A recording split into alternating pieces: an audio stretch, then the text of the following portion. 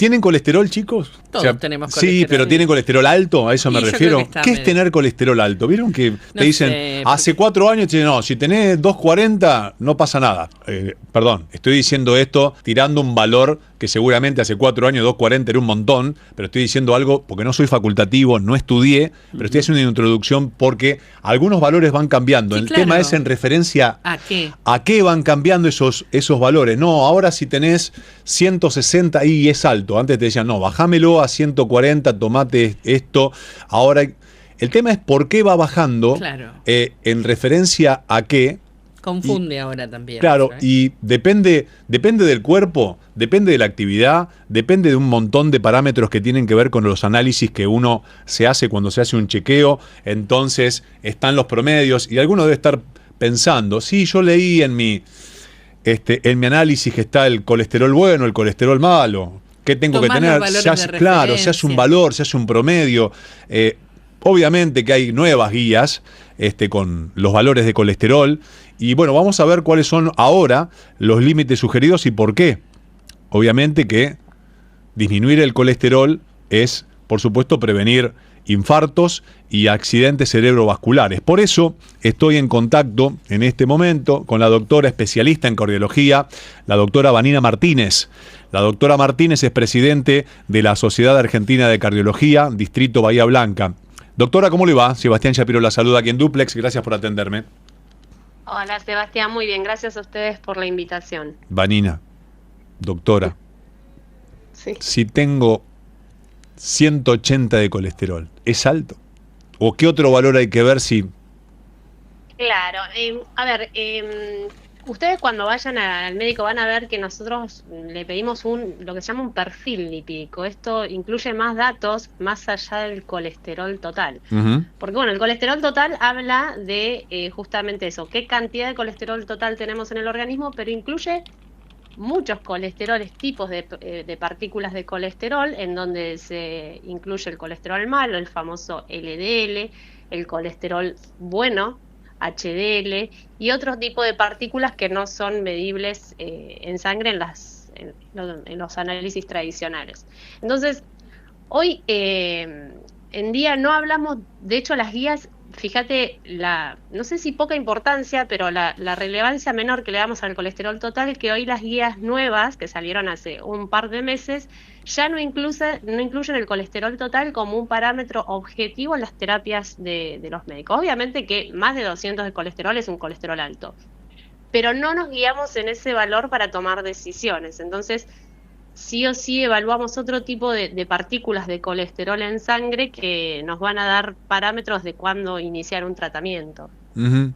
¿Qué es el colesterol? Partiendo de la base que para mí era la primera pregunta, pero bueno, vamos, arranqué por otro lado para que la gente sepa qué es el colesterol y por qué se produce y si es necesario... Sí, adelante. Son lípidos en sangre. Lípidos son partículas de grasa en sangre. La importancia de esos lípidos en sangre, de algún tipo de lípidos en sangre, es que muchos se metabolizan en el hígado, pero después como que les gustan las arterias y se van a depositar en las arterias para formar lo que se llaman placas de ateromas. Y esas placas de ateromas después es lo que nos va a dar el riesgo de hacer un evento cardiovascular, como puede ser un infarto, un accidente cerebrovascular.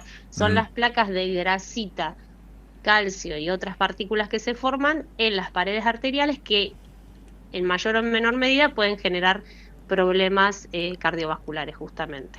Claro. Con un simple análisis de sangre uno sabe cuáles son los valores y cómo empezar la prevención.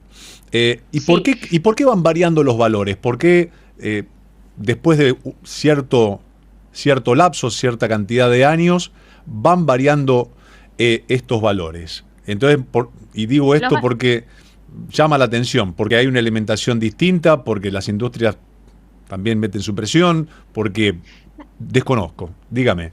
No, en realidad eso se ve por estudios clínicos que se hacen en una base poblacional donde se estudian muchos pacientes, se le determina, por ejemplo, qué colesterol total tiene, qué LDL tiene, se sigue una cohorte de pacientes, es un grupo de pacientes a lo largo de un determinado tiempo y se ve qué pacientes tuvieron eventos cardiovasculares y cuáles no. Y en base a esos estudios, que obviamente todos los años, o por décadas se van renovando, se va viendo cuáles son justamente estos factores de riesgo cardiovasculares, que hoy hablamos del colesterol, pero hay muchos. Entonces, se va determinando a partir de qué punto, de qué corte de, por ejemplo, LDL, colesterol malo, empieza a aumentar el riesgo cardiovascular.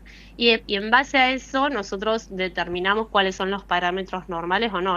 Son estudios poblacionales a lo largo de mucho tiempo en donde se ve eso, justamente cuál es el punto de corte para decir que tal colesterol tiene que estar a tal medida, y si está más alto, ahí aumenta, con curvas se hace obviamente estudios estadísticos, cuando aumenta el riesgo a lo largo de muchos años, ¿no? Entonces, hoy lo que hacemos es estimar score de riesgos clínicos, que no solamente incluye el colesterol, incluyen muchos otros parámetros, por ejemplo, la presión arterial, por ejemplo, si fuma o no fuma, si es diabético o no es diabético. Si ¿La edad tiene que ver? La edad tiene que ver, obviamente que a medida que nos hacemos más viejos, como todo, el metabolismo va envejeciendo y aumenta el riesgo cardiovascular, tanto en mujeres como en hombres. En mujeres particularmente hay un punto de quiebre que es la menopausia, que en donde dejamos de tener lo que es el factor protector de los estrógenos, y ahí el riesgo cardiovascular se equipara al riesgo de los hombres a la misma edad. Antes parecería que los estrógenos nos dan una protección vascular. ¿Cuál es la medicación que se indica para proteger o para ir bajando el colesterol y cómo funciona? Bien, en realidad lo primero que damos nosotros, el primer concepto que quiero dejar claro, que lo primero que hay que hacer para cuidar al corazón y a las arterias son desarrollar hábitos saludables, ¿no? Porque ese es el primer concepto que yo quiero dejar, porque si no parece que todo lo medicalizamos. Buena alimentación, ya hoy sabemos que la pirámide alimentacional cambió, entonces bueno, mitad del plato fruta, verdura, mitad proteína, mitad legumbres, tener un poco el concepto de la alimentación saludable, disminuir ultraprocesados, disminuir azúcar, sal, eso es importante, a realizar actividad física, no fumar y un buen descanso. Esos son los 4 pilares de hábitos saludables para disminuir el riesgo cardiovascular. Obviamente que cuando nosotros partimos de la base que ese riesgo está aumentado por cualquiera de los factores de riesgo que tenemos, y particularmente en este caso el colesterol, y hoy medimos colesterol LDL más que nada para iniciar medicación, la primera droga que usamos son las estatinas, la famosa rosuvastatina, atorvastatina, que seguramente han escuchado nombrar y que están bastante demonizadas en la población general. Eso lo vemos bastante, que a la gente teme mucho en tomar o principalmente le teme a los efectos adversos, pero bueno, es la herramienta más potente que tenemos para disminuir la inflamación y disminuir el colesterol, justamente, que es de lo que estamos hablando, pero particularmente la damos, y esto es un concepto muy importante, para disminuir el riesgo de que un paciente haga eventos cardiovasculares de acá a 10 años, por ejemplo. Y ese es un concepto importante porque si bien nosotros después medimos metas de colesterol, es decir, yo te doy una estatina, a los 3 meses o a los 6 meses probablemente volvamos a medir el colesterol y veamos si bajó, y si no bajó, veamos qué estrategias podemos usar. La estatina, cuando se decide dar, sobre todo cuando es por riesgo cardiovascular, no se saca. Y este es un concepto en la población que hay, salvo que haga efectos adversos severos, ¿no? Pero si no, no se saca porque justamente el impacto de esta medicación va a ser a largo plazo. Nosotros después vamos a medir cómo anduvo el colesterol cuando dimos la estatina, pero no para sacarla, sino eventualmente para la necesidad de aumentarla porque no llegamos a metas, por ejemplo, de colesterol malo, o agregar medicación porque no llegamos a las metas estimadas para ese paciente. O sea que una persona que comenzó a tomar estatinas, toma de por vida, nunca se le va a retirar. Salvo que haga efectos adversos severos, que son daño muscular o problemas hepáticos importantes, ese paciente, si se le dio estatinas por el riesgo cardiovascular que tiene, es decir, uno estima por esos scores, se tiene que dar por lo menos a lo largo de un tiempo determinado. Después, justo en la ancianidad, hay un bache de conocimiento en lo que es medicina, que después de los 75, 80 años no se sabe muy bien cómo seguir con las estatinas, y ahí sí hay justamente opiniones encontradas. Pero hasta esa edad, te diría hasta los 75 años, probablemente ese paciente requiera tomar estatinas justamente para disminuir ese riesgo de hacer eventos a lo largo de su vida. Tal cual. Y obviamente si con las estatinas no llegamos a los objetivos, hay otras medicaciones, pero hoy la estrella es la estatina. Y otra cosa importante que tampoco quiero dejar de decirte en esta guía nueva que sacó el Colegio Americano de Cardiología y la Asociación Americana del Corazón, es que aconseja, y esto es muy importante porque también trabajamos con pediatras o gente que hace medicina familiar con gente joven, es que recomienda empezar a medir el colesterol a edades más tempranas, que esto también ha cambiado. Antes los pediatras, salvo excepciones, no medían el colesterol en sangre, y hoy en día se sabe que a partir de los 9 años debemos al menos tener una medición del perfil lipídico del paciente, y a medida que se va haciendo más grande, la recomendación va aumentando en cuanto a la periodicidad que hay, con el cual hay que medirlo. 9 años me sorprende.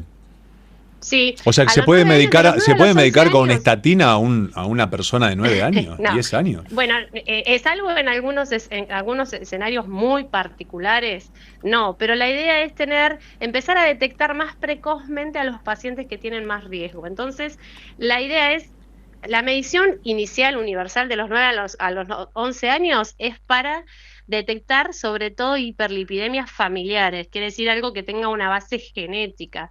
Entonces, en esos pacientes sí vamos a tener que medicar más precozmente, son contados con los dedos de las manos, pero existen porque esos pacientes tienen riesgo de hacer enfermedad cardiovascular muy temprano, a los 30, 35, 25 años hacer un infarto. Entonces, a veces detectar precozmente esos pacientes hace que las intervenciones puedan ser más tempranas. Son pocos, pero los hay, y la idea es que en un screening universal se pueda hacer la detección.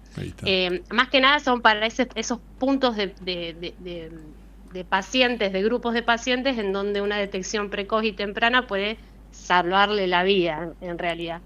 Y lo otro que pide esta guía es medir, que van a escuchar seguramente bastante, sobre todo los pacientes que van al cardiólogo, porque estamos pidiendo de rutina, es medir, además de lo que es el colesterol total, el colesterol mal, el colesterol bueno, una proteína que se llama lipoproteína A, que esta se mide una sola vez en la vida, y lo que determina el riesgo genético del colesterol. O sea, nos da una idea de cómo está el colesterol desde un punto de vista genético. Entonces, por ahí hay pacientes que tienen el colesterol completamente normal.